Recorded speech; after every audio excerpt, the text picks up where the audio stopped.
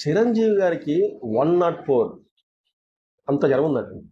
కనీసం మంచం నుంచి లేసే పరిస్థితిలో లేదు. కళ్ళు తిరిగిపోతున్నాయంట. ఏం చేయాలో అర్థం కావట్లే. సినిమా డేట్ అనేది పెట్టుకుండ్రు. ఇటు షూటింగ్ చేయాలి. ఈ పాట పూర్తి అయిపోతే ఇక సినిమా మొత్తం పూర్తయినట్టే. ఇతనికి 104 జ్వరం ఉంది.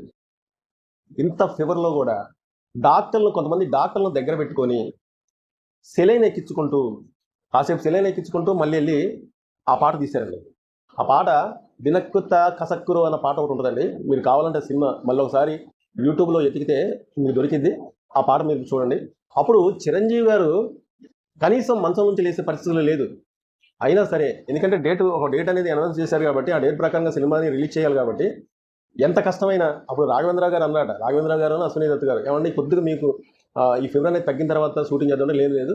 ఈ సినిమా కోసం నేను ఎంతగానో కష్టపడ్డానో, మీరు ఎంతగానో నమ్మకం పెట్టుకుంటూ, ఇంక్లూడింగ్ మీతో పాటు నాకు కూడా ఎంతో